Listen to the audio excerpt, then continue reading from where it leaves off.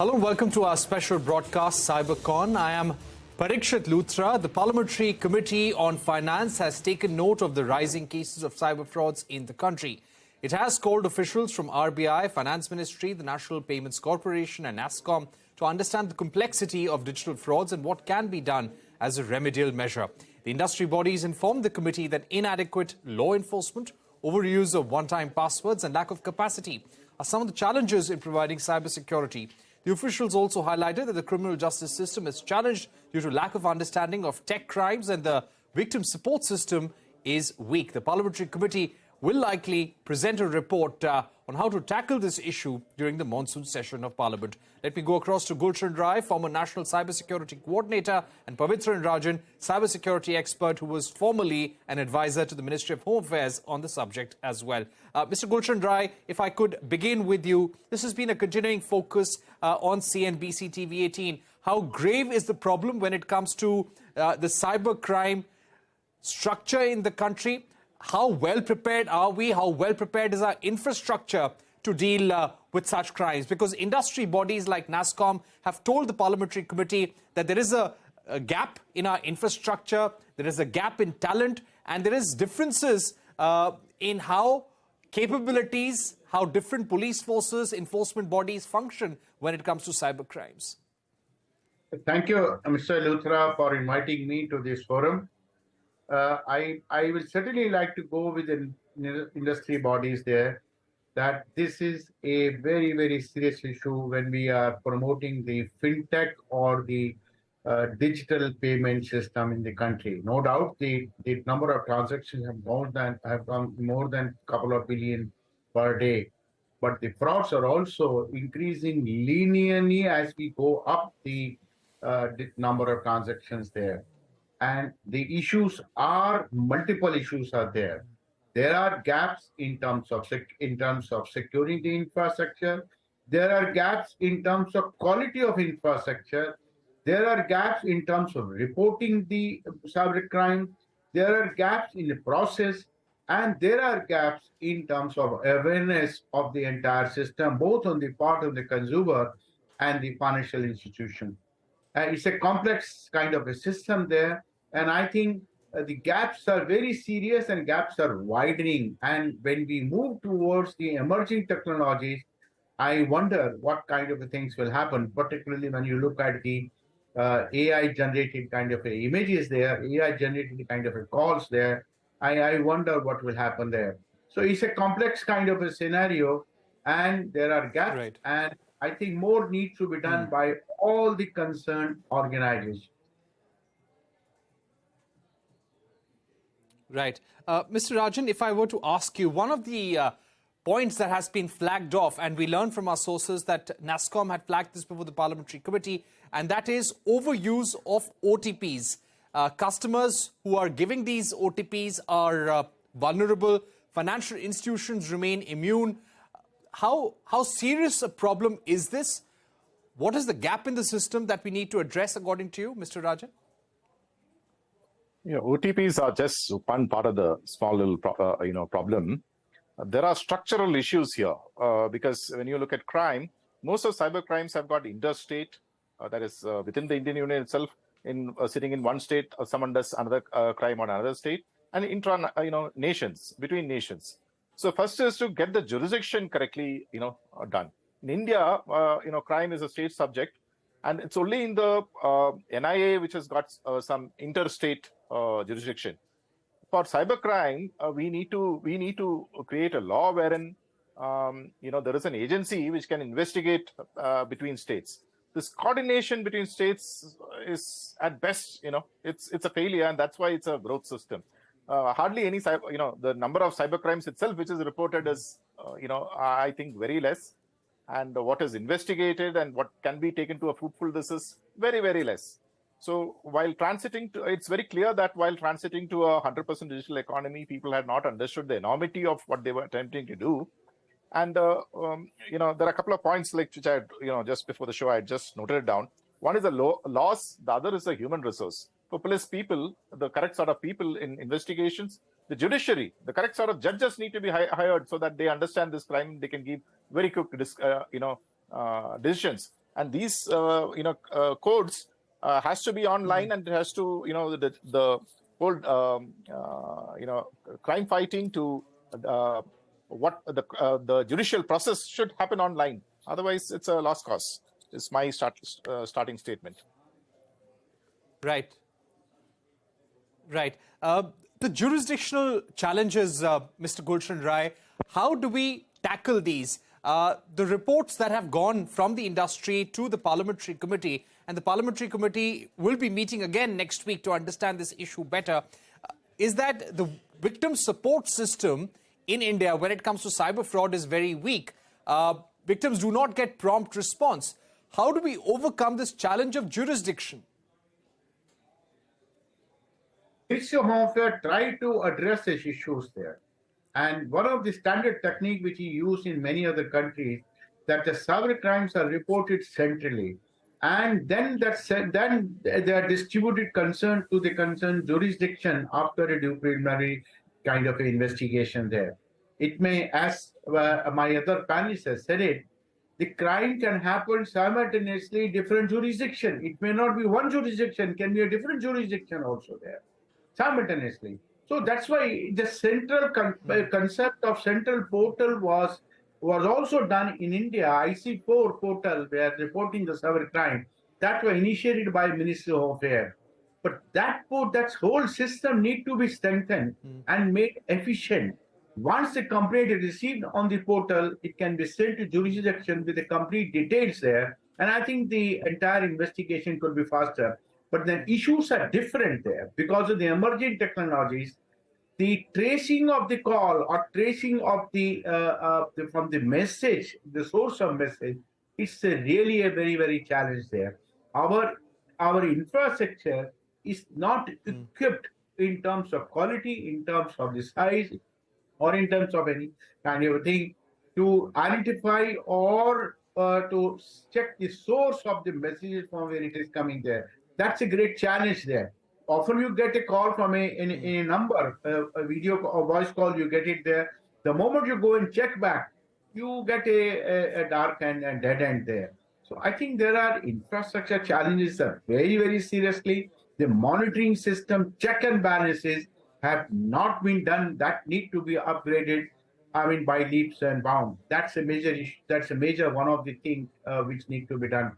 And the processes there. That's a great challenge we need to do. Right. But the jurisdictional issue, Right. MHA tried to solve it by putting a portal, and that is functioning, but need to be made more streamlined and smooth and more efficient. Right. Mr. Rajan, we are going to be playing a report in a short while, but I'd quickly like to ask you, how do we solve this issue of talent retention, recruitment when it comes to fighting cyber crimes? One of the issues that has been flagged off by industry bodies is that there is not enough capacity within the system, and there is an issue with talent when it comes to fighting crime in cyberspace. How can we fill this gap? So the HR issues have to be divested. You cannot have the same uniform, standard for recruiting from peons to the Secretary to the Government of India to cybercrime professionals, because definitely the cybercrime professionals have a certain standard. There is an industry which is at work, which is working as per global standards. Anyone of a certain level would not like to get recruited unless he's compensated adequately. But so there are other things also which need to be brought in, because one can never have government or civil servants at industry standards too. So this is something which we need to be looked at. But when you say structural issues, here the tendency is to not do legislative, addressing the issue legislatively. Like MHA starting up a portal is some, I would call it the bureaucracy trying to address it without structurally looking at the interstate jurisdiction aspects. This needs to be tackled. And this cannot be done because no state will agree for another state or a center to have jurisdiction, because they will always look at, can this be used for politically targeting us? Now comes the privacy aspect. People are happy with the data staying outside the jurisdiction, because outside national jurisdiction, because there is no privacy law to prevent them being monitored by the executive without judicial intervention. So there are multiple challenges here, and we need to take a holistic look. And there has to be, and we can't rely on industry bodies which are not catering to Indian interest and for external, for the outsourcing industry to, how do I put it? How to be the front runner in shaping the environment for this entire legislative process. Back to you. Right. We are going to take a short break at this point. We'll request both Mr. Pavithran Rajan and Mr. Gulshan Roy to stay with us. When we return, we'll get a special report for our viewers on OTPs and how they are being misused for committing financial frauds in the country. Don't go anywhere. That special report coming up. And then we will get both Mr. Pavithran Rajan and Gulshan Roy to analyze the report. Welcome back. You are watching our special report, our cybercrime tracker. And our focus today, do not give out your PIN code, personal details or OTP to anyone. There's a reason this cautionary warning is repeated very often by banks and financial institutions. CNBC-TV18 Saugata Roy looks at one of the most common frauds being perpetrated on the layman, especially in this era of digital wallets and online banking.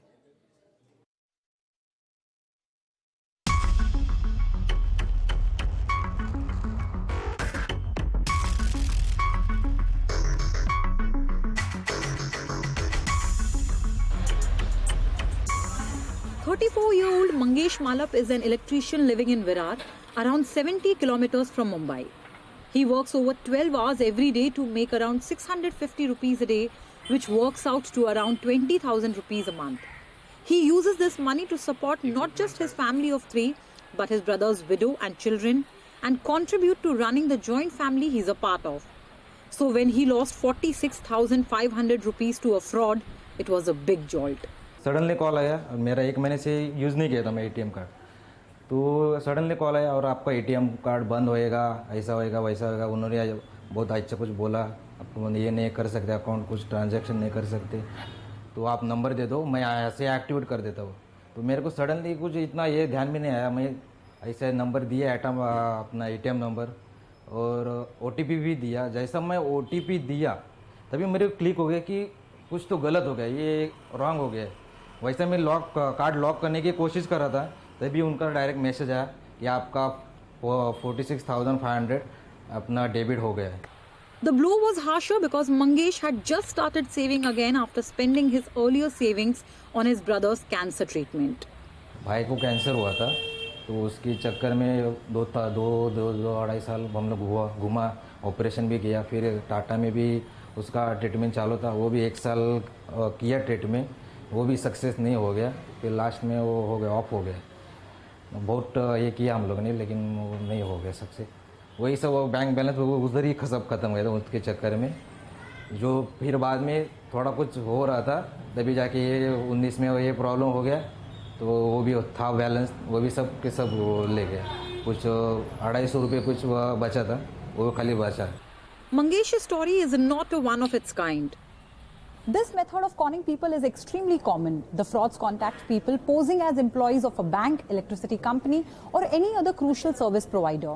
They ask for the key personal information in the guise of updating their accounts or updating their KYC information, saying that non-compliance will result in the victim's accounts getting suspended. The frauds then initiate a transaction and ask the victim to share their OTP. By the time the victim realizes that the person on the call is an imposter, large chunks of money have been withdrawn from their accounts. According to the National Crime Record Bureau, 2,028 OTP frauds were recorded across the country in 2021, higher than the 1,093 frauds in 2020 and the 549 cases recorded in 2019 before the COVID-19 pandemic. Experts say this number is still very conservative since a lot of such cases go unreported. Every second, 8 new people are added to this internet activity, and they are not aware about these cyber frauds. And by considering our population, there are very few complainants are there, very few victims are there, and people are not aware about such criminal activity, cybercrime criminal activity. They add that a lot of cases are tough to identify because the frauds often customize their stories and modus operandi to their intended victim, going off stolen or purchased data. While some say they are calling about expiry of debit cards, some claim they are trying to update KYC details to keep phone numbers active, and others claim they are calling to offer a last chance to keep the electricity supply running. Suppose if somebody has got a data of insurance sector, then they will target the script, they will script it, their scam around insurance. If somebody has got a data of credit card, so they will start calling you saying that your credit card needs to be updated or a KYC has to be done. So depending upon the data, which is the backbone of the scam, the scammers or the threat actors start building their campaigns around it. Mangesh tried to act when he realized he had made a mistake in sharing his OTP. He rushed to his bank branch to lodge a complaint and even filed an FIR, but the money was gone and the con men remain at large. वही दिन शाम को police station गया, उधर application भी दिया, फिर अपना पालघर में अपने विराट स्टेशन में दिया एप्लीकेशन दिया, फिर पालघर में जाके वो साइबर क्राइम वाले उधर भी एक एप्लीकेशन दिया, ऐसा फिर बैंक में भी उसका एप्लीकेशन दिया, ऐसा 2-3-4 महीना गया, चक्कर मारते गया, कुछ रिस्पॉन्स नहीं आया. Financial institutions and the authorities have been on overdrive to increase awareness of such crimes among citizens, saying this is the best way to prevent such frauds. They say any request for personal data, debit or credit card pins or OTPs should immediately set off red flags and be reported. They also urge that any online transactions only be carried out through verified, secure portals, and no sensitive information or documents should be uploaded to unknown or untrusted portals. Other advice includes don't answer video calls from unknown numbers and don't fall for attractive offers, because if something sounds too good to be true, it probably is. In Mumbai, Santiagora. All right, so that was a worrying report by my colleague Santia Gora on the misuse of OTPs and the rise of OTP-related frauds. We still have with us Gulshan Rai, former National Cybersecurity Coordinator, and Pavithran Rajan, cybersecurity expert. Mr. Rai, coming back to the question of OTPs, clearly the real number of OTP frauds must be much higher. The National Crime Records Bureau is indicating about 2,500 cyber frauds related to OTPs that took place in the year 2021. Having said that, do you think it's wrong to only put the onus of protecting oneself on the customer when it comes to OTPs? Because when it comes to cyber frauds, they'll keep coming back with more and more modus operandi. Don't you think that somewhere the financial institutions also need to have a role in providing a security layer? How can we always leave it to the judgment of the customer? No, you are absolutely right. OTP was also evolved by the financial institutions to give some sort of a check and balance or to prevent this, all those cyber crimes or cyber frauds there.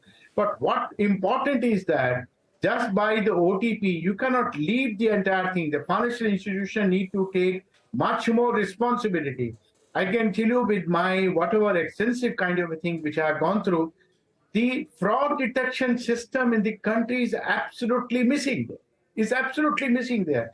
The numbers, the telecom system, the telecom company, they don't have a fraud detection system for detecting those telephone numbers or the risk calls there. The financial institutions, they have themselves had no such system there. If you go in a standard international companies there where they manage such kind of a transactions there is a system there where they keep on managing, keep on monitoring those calls, those numbers, those credit card numbers, those debit card number. The entire is done there. So that part is absolutely missing. I don't think the awareness in this country is much lower than the awareness we have in the many of the advanced countries there. They're also there the same problems, the issues are there. But the fraud detection system, much of the responsibility is taken by the financial institutions. They create a check and balance, not at one layer, a number of layer check and balances are there, and that's why they're able to reduce it, the entire frauds. And and that's a necessity, is an essence that we need to install such kind of a system in the country and urgently. That's one. Second point is that in the country, our infrastructure, we're talking about quality, there is a single point failure in general.